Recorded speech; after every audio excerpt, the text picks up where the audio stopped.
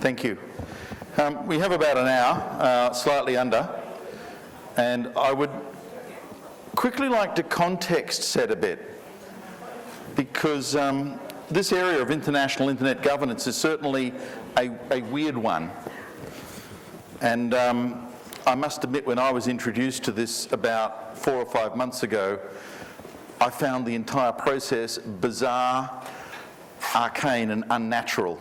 And maybe you can share my shock and horror. So what is going on at the moment is that as part of some of this international coordination of telecommunications, there are a number of instruments that define obligations from each nation state, from each signatory. And those are they're encompassed in the treaty, which was originally the treaty that the ITU, or its forebear, back in 1888 signed, as I believe. Following the United Nations chartering in the late 40s, the ITU folded inside the UN and is basically an international treaty organisation under the auspices of the United Nations. And they have their own set of instruments, treaties. In addition, there are a set of regulations. And those regulations are signed by each government. And those regulations, the international communications regulations, are revisited by governments regularly, or irregularly, depending on how you want to phrase it. The last time these were visited was in 1988 in Melbourne. The World WAT, it was WATTC, and I've completely forgotten what it stood for.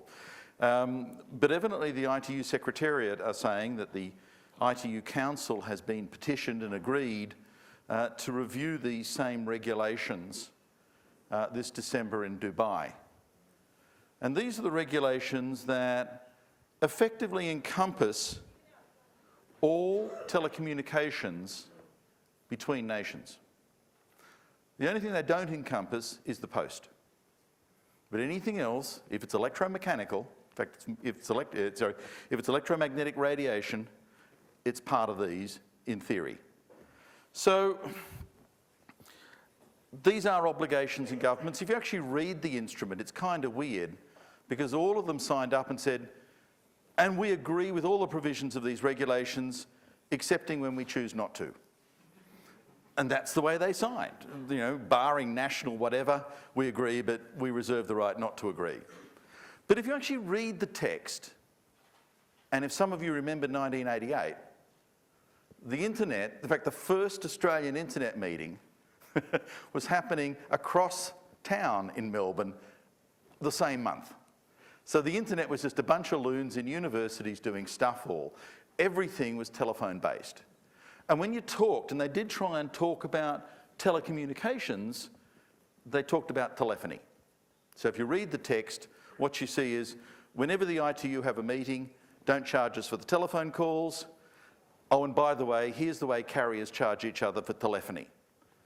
And interestingly, they also said, and we'll let some countries charge more, because they introduced, many years before that, asymmetric arrangements, structural cross-subsidisation, where if you made a phone call into Ghana, you paid $3 a minute for your phone call to the Ghanaian telephone company, but if Ghana called here, the Ghanaian telephone company might only pay 10 cents a minute to terminate the call into New Zealand. Asymmetric call charging rates. And because it was all government monopolies, with the exception of the Americans, because it was all government monopolies, they were just playing with taxpayers' money. So structural cross-subsidisation was fine. So the regulation at the time codified the practice and basically confirmed the telecommunications sector as a secondary aid funding body. And the ITUD, the development arm, has a huge role in the ITU. And this was all in the guise of inter-provider financial settlements. So now, we roll up to today. So the New Zealand government delegation to Dubai is going to have to consider these weighty issues in December. And we're now seeing a whole bunch of views leaking out from a process where the doors are generally closed, but we can see some cracks. And through the cracks, we start to see some comments from various delegations and lobbyists. The ITRs talked about telephony. Now they should talk about the internet as well. They should explicitly include the internet. And some nation states have argued for that. Others have said, actually, they didn't talk about telephony then, and they shouldn't talk about it now. They should explicitly say, we're not talking about the internet. Make it absolutely clear, it's the PSTN and nothing else. We've seen various moves by some national delegations to stipulate that the intercarriage provider arrangements that happened in telephony should explicitly be imposed in these ITRs and enforced by government. Enforced by government. So that these inter-provider settlements that don't exist in a structured fashion in the internet should exist in the international internet. And the contrary view is equally being expressed with the same force that the ITR shouldn't interfere. This is actually trade.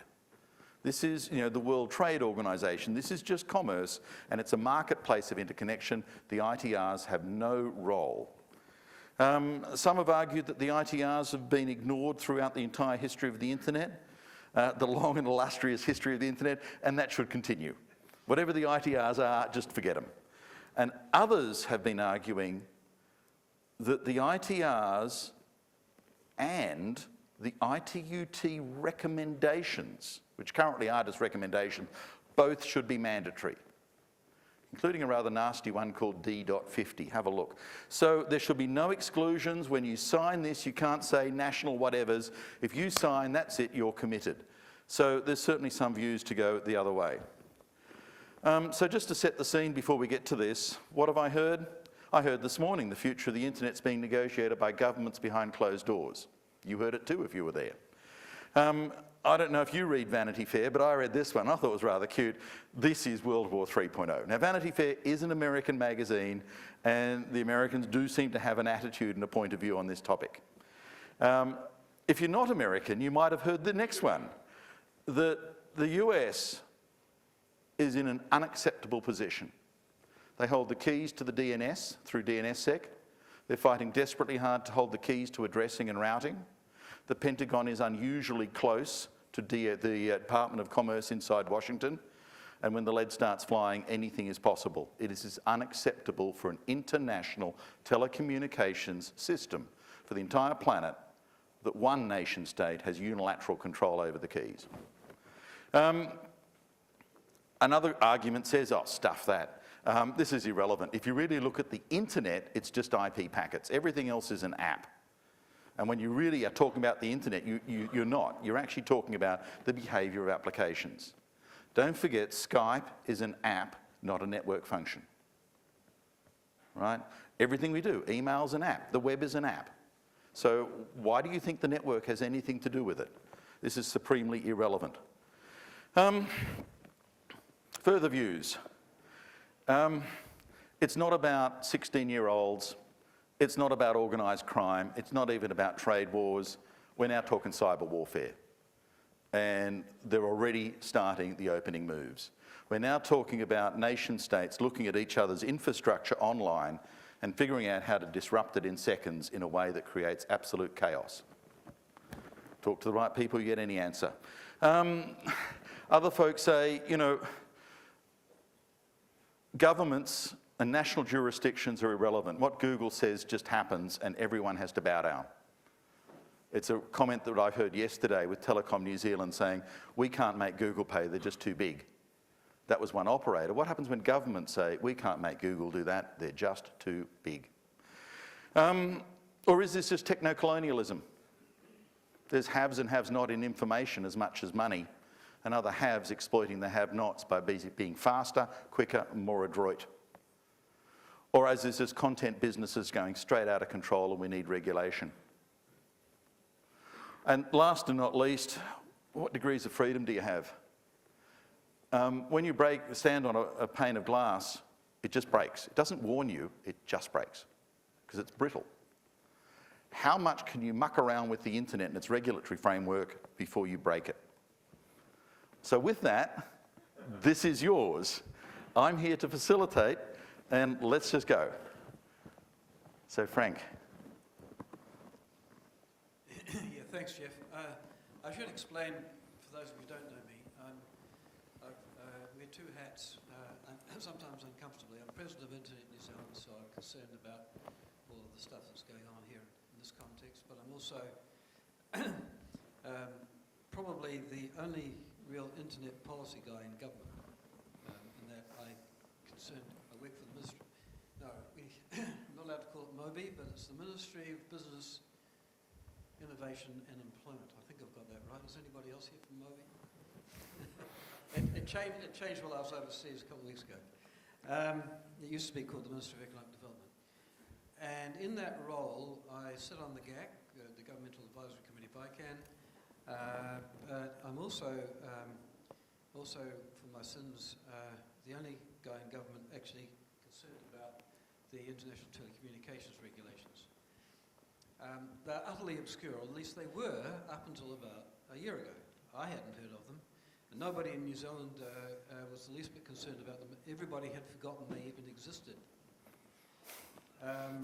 which shows the degree of relevance they have been.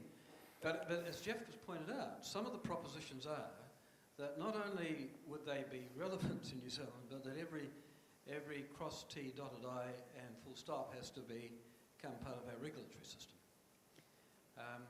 There'll be, at the moment, two of us representing New Zealand at the Wicket in Dubai.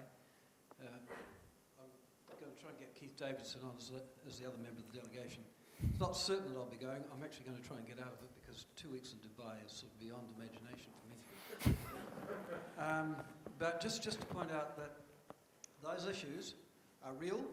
Now, in terms of negotiations behind closed doors, I am telling you now that I will provide a copy of the papers that are going to the Dubai conference to anybody who wants them. I haven't been back to my...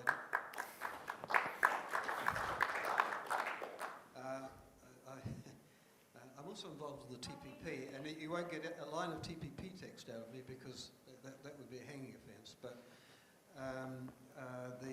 as far as the ITRs are concerned, it's open slather. In fact, if the ITU could win a very significant gain by opening the text itself, and it may well do so, I'd expect that announcement to be made in the next week or so if they do decide to do that.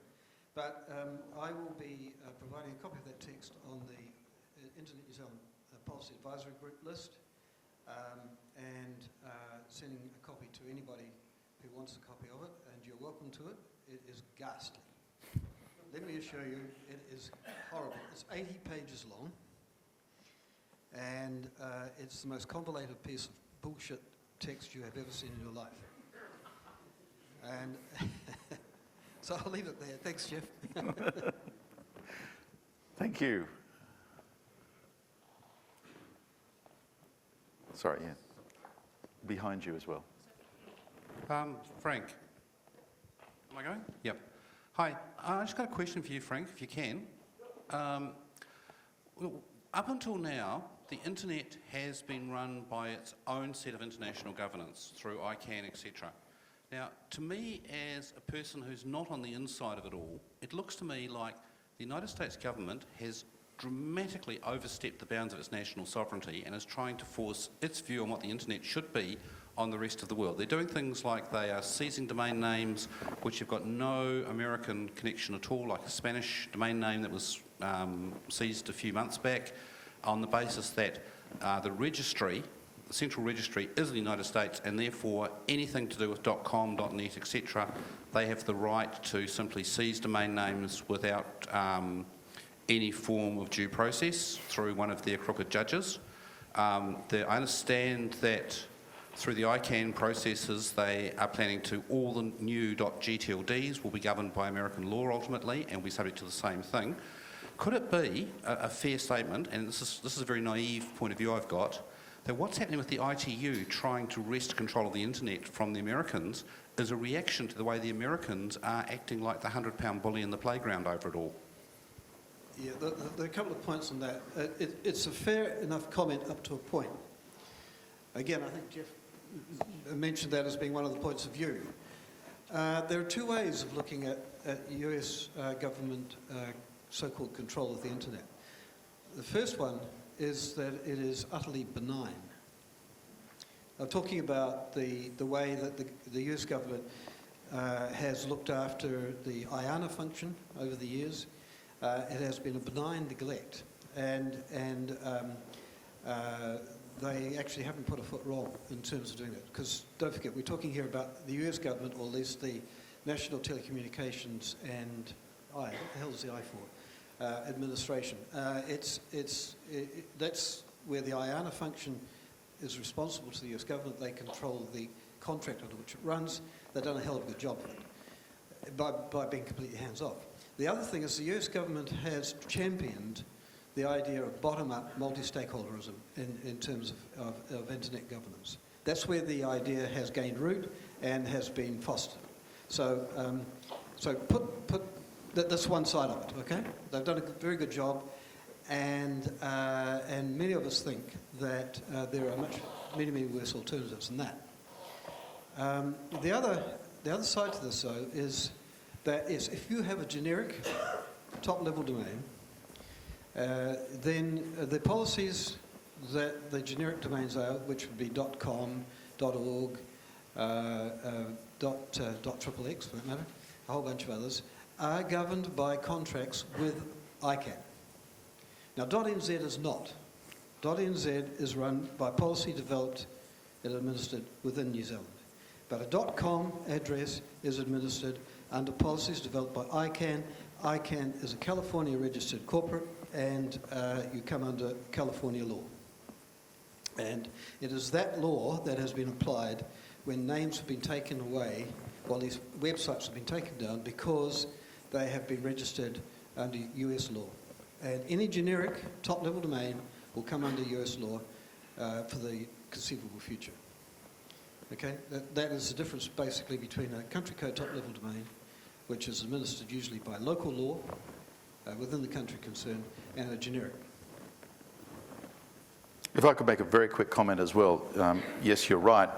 .nz, its jurisdiction is here, nowhere else. But once you go into the generic top levels, you're offshoring, and that's what happens. Addresses, if any country has overarching ability to interfere in this region, it would actually be Australia, insofar as APNIC itself is an organised activity of a membership association which is incorporated and holds its data records in Australia.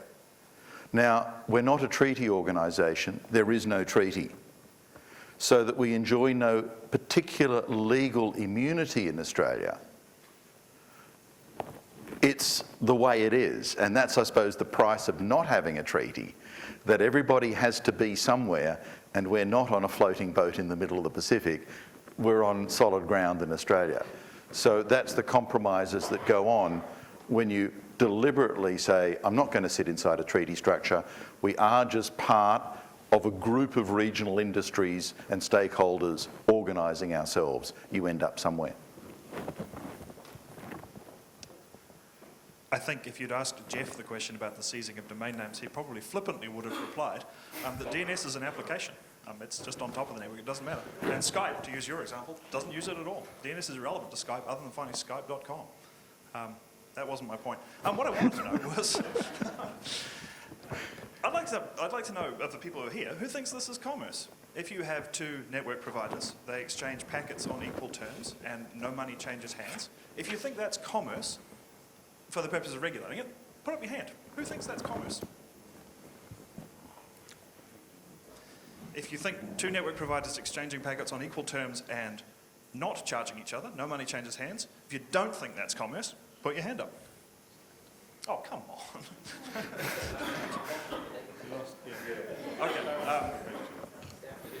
Okay. I believe that what's going on here is the interaction of providers a regulatory topic, or is it just business? Is this a marketplace where if you want to be an internet service provider in New Zealand, go for it? Oh, but I need to connect to everyone else. It's a marketplace. Go and find folk to do deals with. You buy, you sell, it's just trade and commerce. The other way of doing this is telephony. What's your country code? 6? To the rest of the world, there's only one licensed operator who can advertise +64. All incoming phone calls must go through that single international phone provider because that's the regulation. The internet didn't do that, and I think the question was, as a sanity check, do you understand the difference? You know, is this just commerce, or do you think it should be a regulated activity like the telephone was? Have I got that right? Geoff is way better explaining that than I am. If I can bring it back to the political question that Bruce asked and give you a political answer, okay? The US is not an 800-pound gorilla. The US is a truckload of 800-pound gorillas, okay? And you are mistaking one 800-pound gorilla for another 800-pound gorilla, all right? What the government does as an 800-pound gorilla is very different from what large companies do, what their court system does, and what every corrupt politician does. These are all very different things. And so you are seeing these different activities and putting them together with a degree of organisation and suspicion behind them when it's simply not there. These are just individuals doing different things. And we need to contrast that with what's going on at the ITU. The ITU is not a multi-stakeholder organisation. The ITU is a government-only organisation where every government gets an equal vote. And so many of the governments that are pushing things there are those well-known kleptocracies out there, okay? We have China, we have Russia, we have Syria, we have some of the worst countries in the world in terms of the way they are governed, trying to push and control these things. And I have to agree with Frank here. The US is actually being a defender in that classic, put your hand on the flag type way of internet freedoms and of multi-stakeholder stuff here, okay? And that's what it's about. It's a fight at the heart and soul of the internet between the thieves who've already stolen countries and now want to steal the rest of the world and those of us actually believe in democracy. Yeah, look, I'm just following up on, is it D.50? D.50. And this comes back to your question, right, about is this a business or regulation? Businesses get regulated, I guess, ultimately, and they get regulated for ethical reasons, for social reasons, or for bad behaviour and spanky wrist reasons. But this is hilarious. This says, and I don't understand, so I guess it's a bit of an open question, but it starts off in this little opening sentence, and it says, this D.50 recognises the sovereign right of each state to regulate its telecoms. Fair enough. You can argue with that. Then goes on to say, it recommends that administrations involved in international internet connections negotiate and agree to bilateral commercial arrangements, enabling direct international internet connections, and should take into account the possible need for compensation between them, the value of elements such as traffic flow, number of routes, geographical coverage, cost of international transmission, and all the rest of it. And this seems astonishing. Why are we at a position where there's an international body that some people feel that it's appropriate or it's even possible to put forward a global regulation for how businesses negotiate deals with each other? Because that's what, the situation we have just now is just, if I want to connect or buy transit, then I can go out, and if you'd like to sign up to my terms or we can do business, we'll do business together. So I guess I don't understand what's driving such a heavy-handed and almost obviously take it or leave it, make or break approach. There is an African country, if I could respond to that kind of question. There's an African country out there that now has around 4 or 5 telecommunications providers that operate in country. And they're actually local branches of large multinationals, the V word, and so on and so forth. The government of that country believes that their local operators are stealing the money. They somehow believe that these settlements exist, but because it's the internet, they can't see them anymore, and that the government isn't getting their cut. And so they would like to regulate the activity of their local folk. Well, that's easy. But their local folks' interaction with others and bring it right up so that they can take, you talked about kleptocracies, they can take their cut. It's just a money grab. Well, obviously most things are money. And this is certainly part of it, that the internet has changed everything. Again, you go back to that African country and the internet, no longer bilateral cost sharing, no longer meet you in the middle. The folk offering the internet in that country have to buy a circuit all the way to somewhere else. It's a market. And they're now, instead of getting money coming in, are spending money. They feel somehow that the tables have been turned and that they're looking at the ITU, their organised club, to redress what they see as an imbalance. Now, in New Zealand, I suppose you have to recognise where you are. You're one of the liberalised telecommunications providers and you deregulated almost everything. But you have the person going to the meeting. What should they be saying about this? What do you think is appropriate for your government to sign in your name in terms of regulation? Because once your government signs it, that office then inherits an obligation domestically to enforce it. An obligation to enforce it. So whatever they sign has some really big hooks attached to it. So that's what I wanted to bring up. 80 pages of that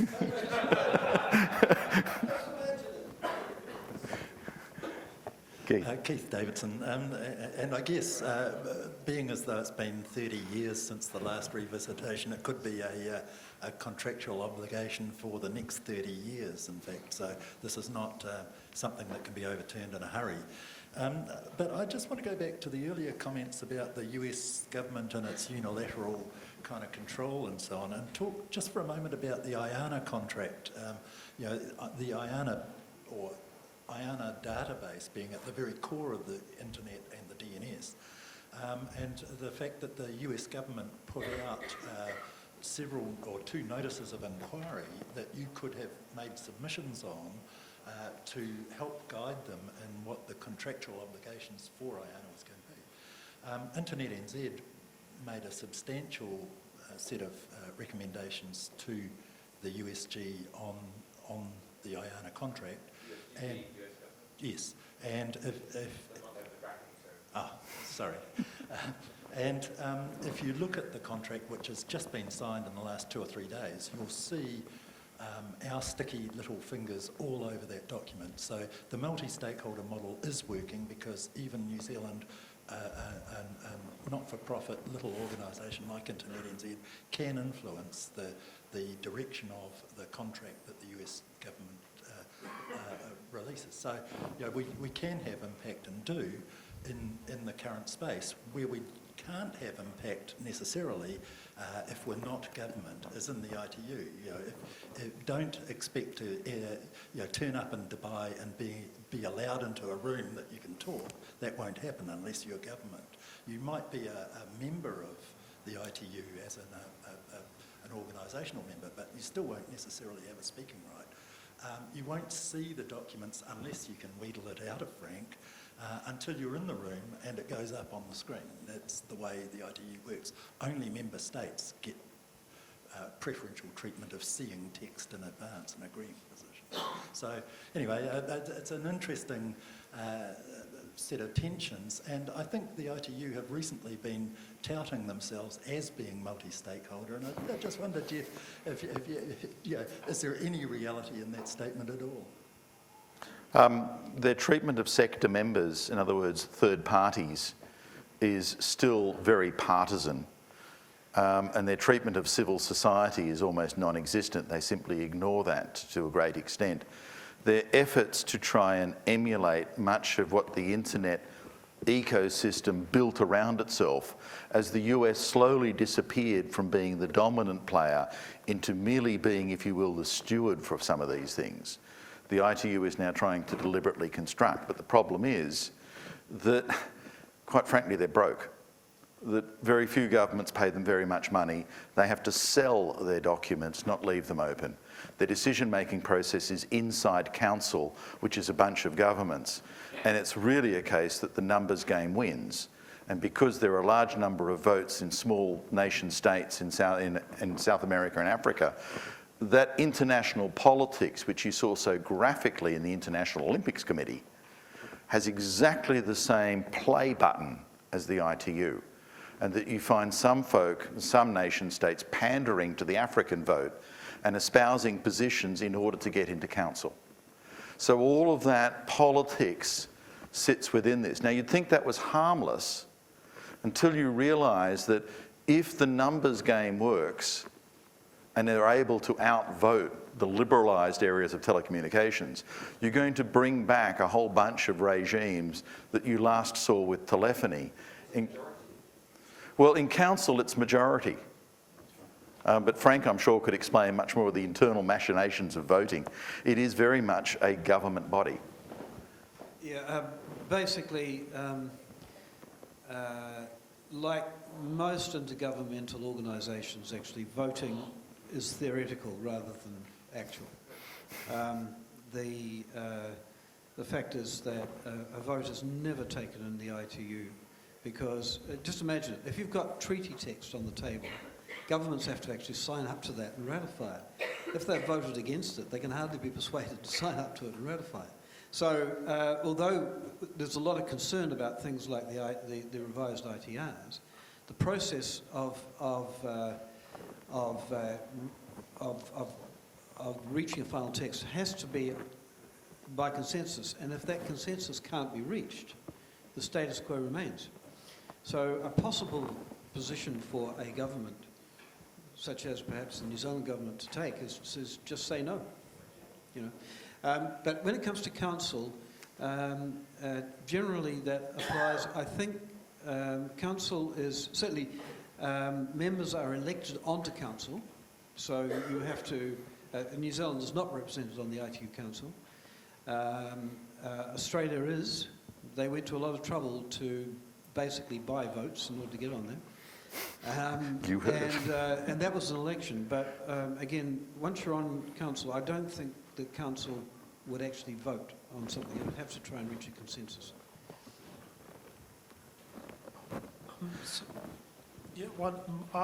I personally think 80 pages in an international document isn't that bad. I mean, you should try the Financial Action Task Force. That's mind-numbing. But I guess my concern is that if this is a really important vote, it seems like not the most brilliantly functioning international organisation, and none of them are brilliantly functioning. As soon as it's intergovernmental, it's a bit hanky.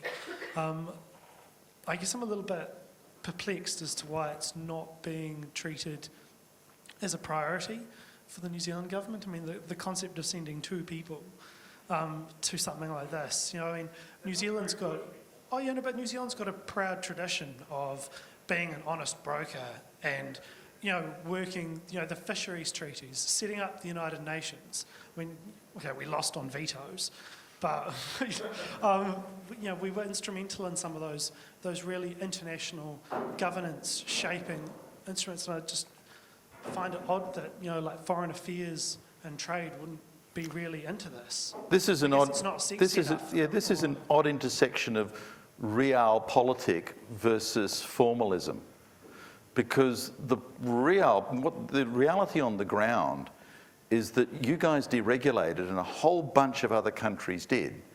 And the way your sphere of telecommunications operates and the folk you directly do business with is business. And the regulatory framework is actually the framework around trade, commerce and business, not a framework of top-down imposition. This is the rule book, there is no variance. So New Zealand kind of, I'm sure, looks at this going, but we already have our trade and business negotiators. This is not relevant anymore. It is an anachronism. And it's finite time, finite money. How much time do you spend on feeding the horses? Yeah, but Frank... That's basically right. But I think the question deserves an answer because it's a serious question. As I said, up until a year ago, I don't know if anybody had paid, in New Zealand, had paid any attention to the ITRs at all. They were simply irrelevant. They were discussed and dismissed years ago. When we, first of all, deregulated and then telecommunications and then sold telecom, we lost any interest at all in the telecommunications side of the ITU. We still, our ITU fees are actually paid by radio policy people because radio spectrum is really important to New Zealand, as is to everybody. And that's, so ITUR is well represented at a high level and frequently in Geneva. They take it very seriously. The telecommunications side of it, ITUT, has been completely neglected. And this is the first time that it's come back onto our radar in a serious way. in many years. I actually attended a meeting in Montreal in 1999 when resolution D50 first came onto the books. And we went there because we were seriously alarmed at it. We thought, despite all the bullshit sound, it is actually not particularly forceful. It just sounds awful, but when you read into it, there's enough gaps in it to drive a truck through, so it's not that important. But that's been around for that length of time. So this has now just come back onto our radar. I spent 3 days in Geneva 3 weeks ago, looking at the preparative meeting for the ITRs. I've come back seriously alarmed. My boss is seriously alarmed. We're going to be taking this very seriously. But in the end, we'll still only be sending 2 people to Dubai. Because, as Geoff says, there's only so much money. Thanks. I just wanted to, it's Joy Liddicoat, wearing my hat from APC, which is an NGO that works globally on internet governance issues. And I'm just bringing my experience sort of working across the internet governance ecosystem, if I can call it that, which I think the WICIT and the ITU discussions are just one, and really want to put those in perspective, because while I think the discussion about the ITRs is significant, and I for one do not want any kind of telecommunications model being brought to bear on internet and how it operates. We have some really, really significant issues going on in terms of threats to the multi-stakeholder model for internet governance globally. And I'm surprised we haven't had any discussion about the Internet Governance Forum yet. The Internet Governance Forum, which really grew out of the WSIS and the WIGIG, and which was basically a space created, a multi-stakeholder space created, precisely to avoid these kinds of captures by other sort of global entities. And I think New Zealand has participated well in the IGF, and it's kind of why we created, in a sense, the NetHui to have our own. And in terms of, so I think we do seriously need to think about multiple New Zealand voices at places across the internet ecosystem, including the WICIT. APC has been courted by the ITU to become a civil society person at the negotiations in December, and we're actively resisting that because we're saying we don't want to legitimise a multi-stakeholder process by participating. And also because the civil society groups trying to get involved in these issues, it's increasingly difficult and complex to be doing that. It's hard enough for governments with good intentions, such as New Zealand. It's really problematic for NGOs and business. So, I mean, I think that it's important to keep those issues on the table in terms of the negotiations. But I also think that there are, one of the ways we keep, for example, ICANN processes in perspective is through engagement in IGF and related processes, and it'd be good to get other perspectives on those. As somebody who works in ICANN and the GNSO, I mean, I defend ICANN in the multi-stakeholder model, but it's not perfect. And it's deeply problematic in some respects, and it needs to be improved. That's not a reason to replace it with anything else, it's a reason to help make it work, in my view. Thank you. Keith Davidson, come over to the CCNSO. We are very harmonious and working hard. I'd like to make a point of clarification or separation, Frank, that I'm not a part of government in any way, shape or form, but a couple of times I have been seconded by NZ government and attended as an advisor to the government. And I have to say that I've also attended as a member of civil society on occasions, some Geneva-based events and so on. And I have to say the New Zealand government equips itself extraordinarily well in that environment. It's seen as a small voice, a lonely voice, but a pragmatic voice and solutions-based. And to me, it's a great pity that New Zealand doesn't participate much more fully in the global governance arena, not just internet, but more fully. And so my response to the question is you should lobby your MP and whoever you can talk to and have New Zealand more represented more often, because it can make a difference to the planet quite distinctly. Thank you. Over there. I was just going to talk a little to what Frank said earlier. It occurs to me, is this really a dangerous proposition for the ITU? Because they've still got this bilateral asymmetric charging thing.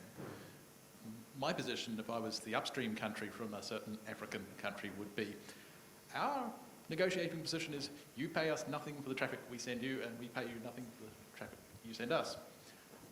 And that's it. All it is a backhoe. And realistically, all the tier 1 providers are in the commerce model zone. So if all of those other little countries dropped off, it's their loss.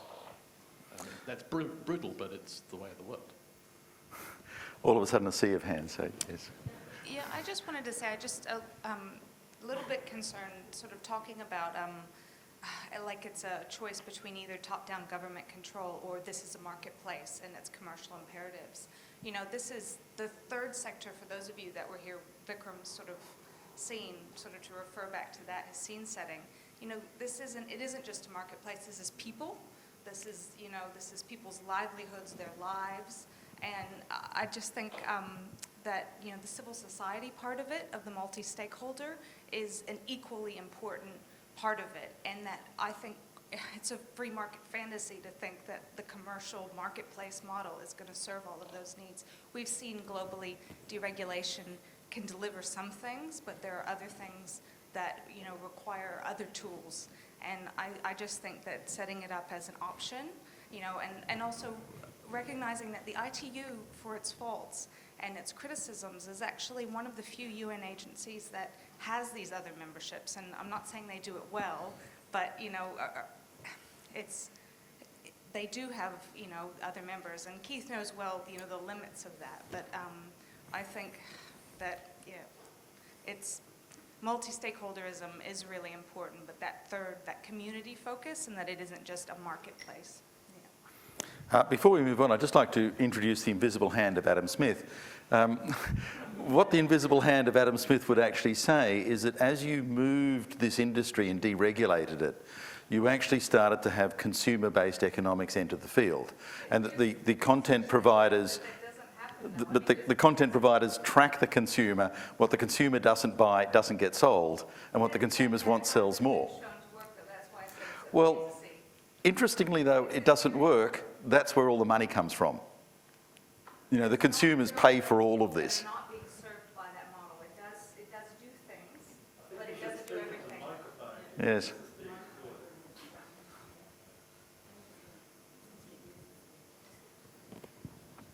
Yeah, just to sort of, I mean, I call it free market fantasy because it does certain things, as I said, but there are other tools needed to serve all internet users, and that the market, you know, is able to have some amazing outcomes. But, you know, the invisible hand, the recent OECD research, you know, looking at that sort of model, and it doesn't do everything that we as users, are we happy with it? And there are lots of people that aren't happy with it, that aren't being served.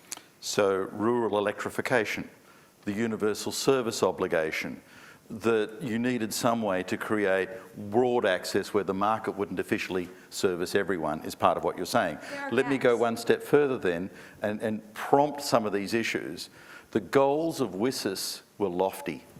The goals of WSIS said everybody, everywhere. The IGF has been completely impotent in meeting any of those outcomes. As a palliative, it's been shocking. And if you really wanted to address these issues, all it's meant is the more adroit economies have made even more money, and the others, it's got worse.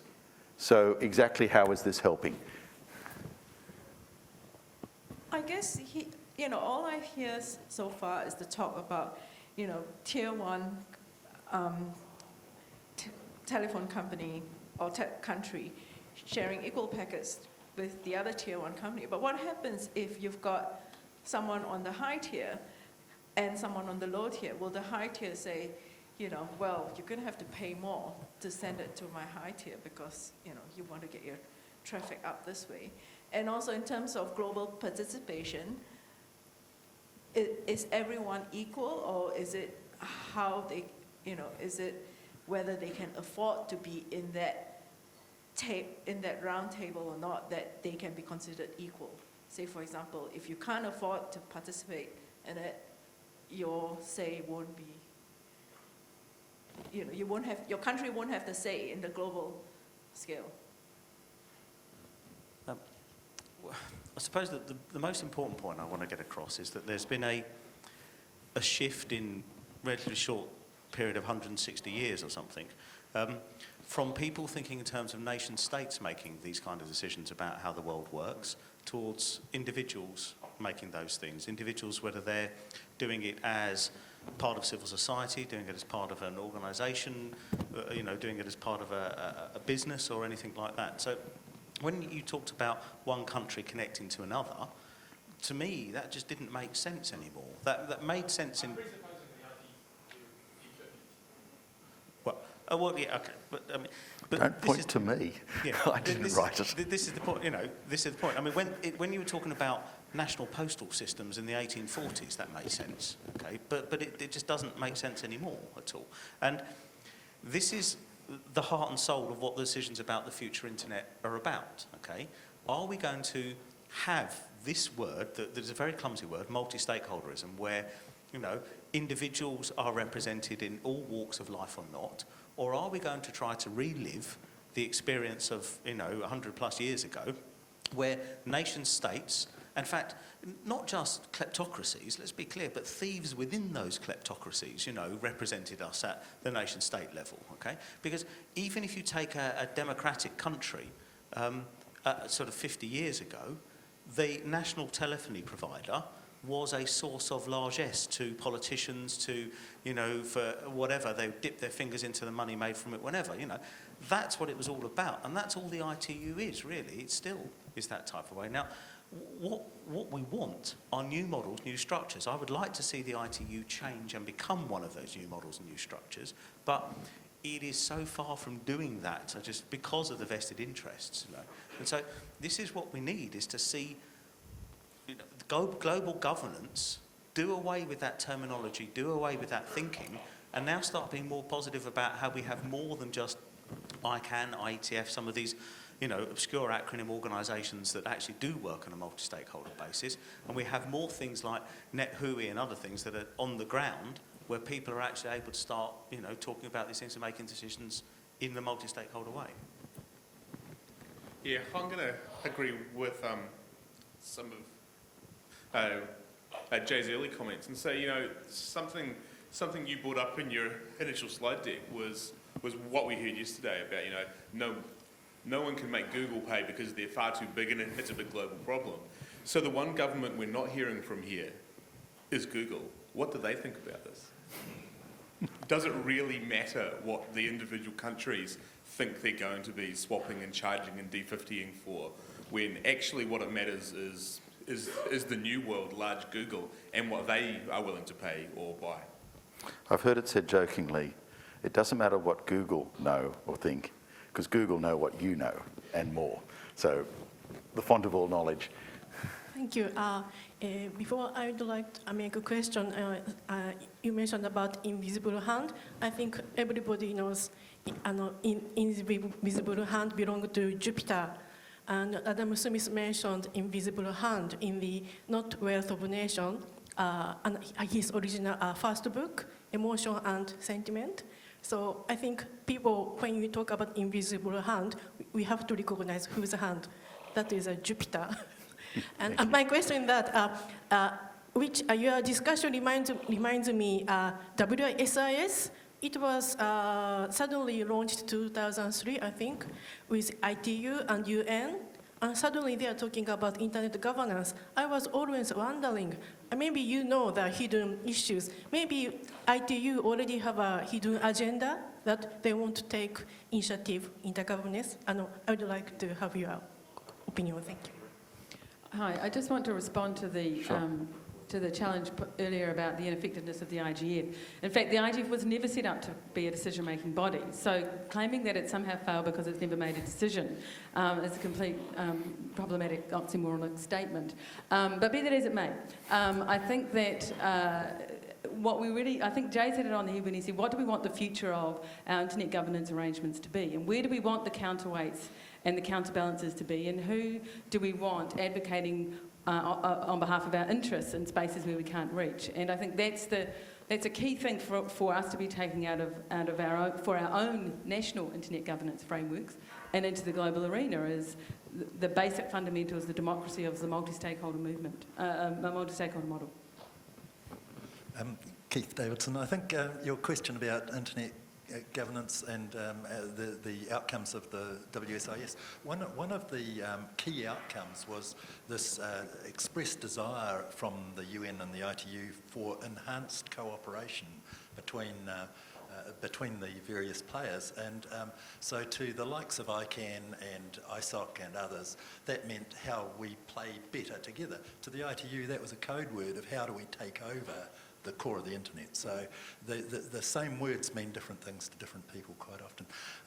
But I think most importantly here is to remember that that the camel is the output of the committee who has set the opportunity to design the horse. And treaty organisations always end up with everybody's fifth choice, nobody's first choice. And that's part of the problem, that you'll never get a unilateral solution, one size fits all. And remember, the planet is definitively more different every day, not more the same. So, be careful what you wish for. Yeah, I just wanted to sort of follow up with what Jay said, really, and support that this is about where we're going and trying to picture it. And I certainly, don't feel that every sort of forum we have is pretty problematic. There's nothing to say, oh, this is, what works perfectly. It's about improving what we have and looking at what's happening. And I think an example that sort of came to mind, talking about the invisible hand, but last year the G8 had an EG8, and it was a meeting of the heads of state and invite only, and the CEOs of Google and Facebook and some of the biggest providers. And I don't want to see that, as a user, as civil society, when it's an invite only with the heads of state, even Western democracies who we believe have the best will in the world, having behind closed door meetings with, the private sector, because I think, that nexus of power, needs input from other sources. And how we do that, how we use the forums we have or new forums is, what we need to be talking about in our internet governance forums. I'd just like to address the point about the control that Google has over the internet, over the World Wide Web anyway. And I discovered this by accident a few weeks back when something happened on my network at home and google.com was blocked. I could not get to it from there. And I discovered that not only did I lose Google and Facebook, YouTube, but huge numbers of websites just mysteriously stopped working at the same time. And of course, these are the people that are using the Google APIs and downloading the JavaScript from Google servers. And it was very, very strange how much of the internet vanishes when you don't have Google anymore. And if we're looking at governments controlling the internet, perhaps we should also be looking at the power that a very small number of very large corporations have managed to acquire. So if we seem to have talked ourselves out, I'd like to wrap up. Nobody is alive anymore. But I want you to go back to 1880. Because around 1880, there was this new thing in communication. It was no longer about the postal service and only the postal service. The Universal Postal Union, the UPU, was under a lot of pressure because there were these fly-by-night weird folk doing things over wires with telegraphs. And by 1880, they'd done the Philadelphia World Exposition, and Alexander Graham Bell had shown the telephone. Amazing change. And the folk at the time had almost the same debate we're having now about the suitability of the UPU to look after this wonderful new industry that allowed folk to talk to each other. And out of that came world conferences, and out of that came a new body, the ITU. And that body was there because it wasn't the post. And I look at everything the ITU is and does, and oddly enough, it's built around telephony. It's built around the financial and business models of telephony. It's built around the technology of telephony. And if there's one thing the internet is, it's not telephony. Everything about the internet is not telephony. We don't switch time, we don't switch circuits. The peripherals are smart, not dumb. Everything's moved out of the network. Nothing is left. No bilateral call settlement accounting, nothing. Why don't we have a new body? Why don't we take these issues with multi-stakeholderism and simply declare that the ITU was wonderful for its purpose, but maybe when we look forward, a bit like the UPU, we as people, as communities around the planet, actually need a body where we can express, discuss, and move forward with an agenda that isn't weighed down by telephony. Thank you very much. If you have any more topics that you'd like to discuss on this, please put them on the Barcamp board by the internet. God, you've got to write them down and post them. I thought there'd be some cute electronic thing. Or invent your own virtual Barcamp board as well. Put it up there and it'll run till Friday afternoon or longer if you're feeling enthusiastic. Thank you very much. I hope that was an informative session. Thank you.